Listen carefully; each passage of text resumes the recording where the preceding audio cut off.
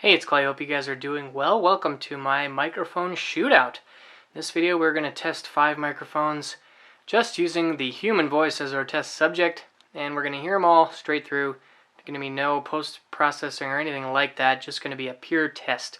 From right to left, we have a Samson CO1 that I picked up on eBay for about, I don't know, 50 bucks. Next, we have an Audio Technica AT2020.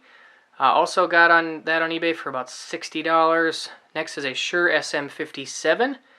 Also got that pretty cheap used. And then these last two I just picked up on Guitar Center used. I had a gift card. And this is going to be an AKG C214. And then this last one is going to be the Shure SM7B. So we have a little bit of a spread here between 3 lower end microphones and then 2 that are more in the mid-range. So going to see if they're truly better or not. These are probably going to be pretty useful for a variety of different applications. We've got some guitar microphones, some vocal microphones, and so we're going to hear how they sound on the voice. So let's go ahead and get started. Alright, first up we have the Samson CO1. This is a very inexpensive microphone. It is a large diaphragm condenser mic. So it's going to be a little bit more attentive towards details. The type of microphone that I might use on an acoustic guitar, maybe a vocal track, something where I really want to track some of those details. Now, again, this microphone is more on the low end, and so I think, at least to my ear, it's a little bit more muffled, a little bit lacking in some clarity where you really would want it, because that's what you would want to get this microphone for. The low end it tends to be a little bit more fuzzier.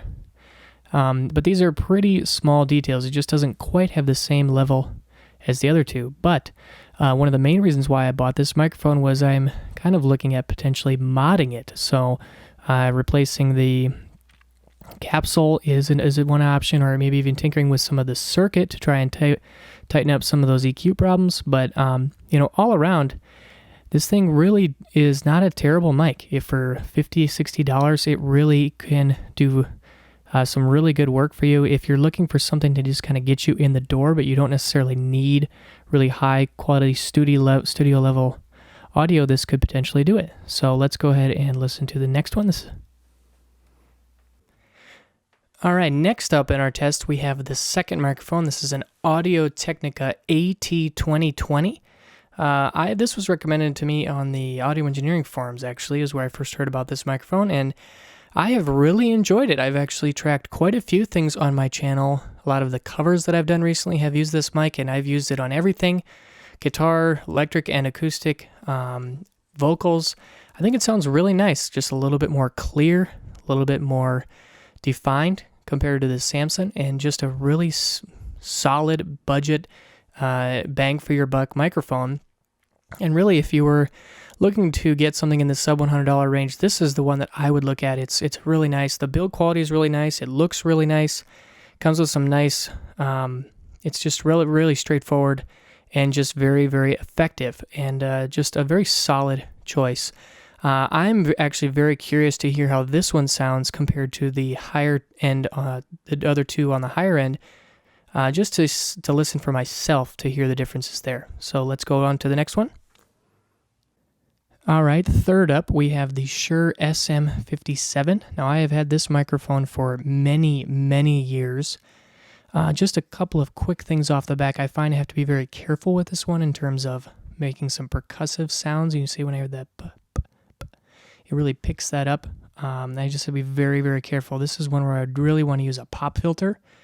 I actually just have one over here. If I put this in front, you can hear how it takes away some of the puss sound when I really percussively talk with my T's and my P's. That helps quite a bit. But when I take it away, then I say P's and T's.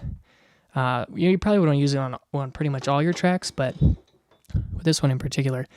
Another couple things to note, this is a dynamic microphone, so a different type. The first two are large diaphragm condensers. This is a dynamic microphone. One thing to note is I had to raise the input gain on my interface by a fair amount just to make it equal with the other two.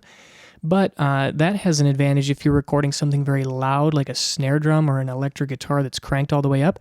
Specifically with the Audio Technica, I've had problems putting that in front of a guitar cabinet because the guitar cabinet will overload the mic, and it doesn't have a pad or anything. So if you don't have that on your interface, you're kind of SOL.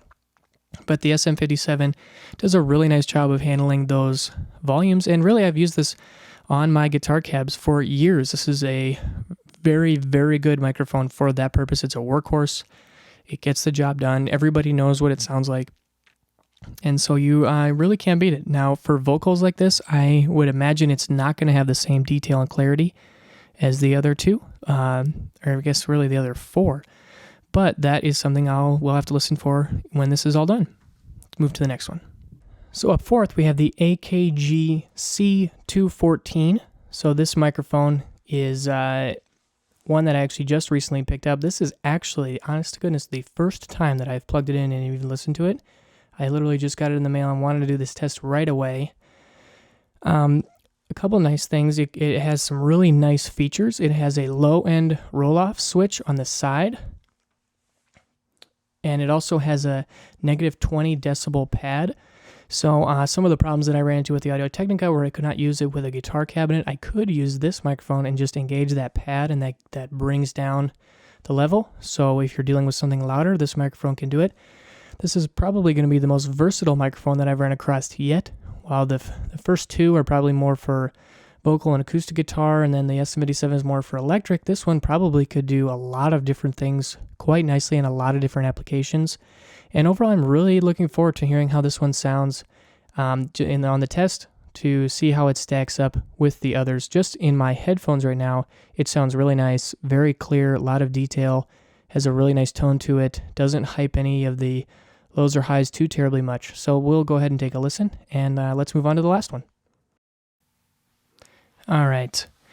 Now we have the very last microphone on our test. This is the Shure SM7B. Like the SM57, this is a condenser mic, while the other three are large diaphragm. I'm sorry, this is a dynamic mic. The SM57 and the SM7B are both dynamic mics, and then the other three are large diaphragm condensers. So again, a different type of microphone. Again, I had to increase the input gain. But I really like how this mic sounds. It is certainly something you have heard before on vocals. This thing gets used all the time. It is a broadcast level microphone, so a lot of radios or talk show type people will use this mic, and it just sounds really good. It has an interesting look to it with this big round capsule, and then you actually insert the XLR cable here near the where you attach it to your mic stand, which is kind of interesting. While the other microphones, you would plug it in right here. This one does not. And yeah, just a cool mic. Again, very, very curious to hear how this mic stacks up against the others, and just to see how it all sounds on the human voice. So I hope you guys enjoyed this test. Please let me know your thoughts down below if you're interested in some of these mics. I hope this test helps you make a good decision. See you later.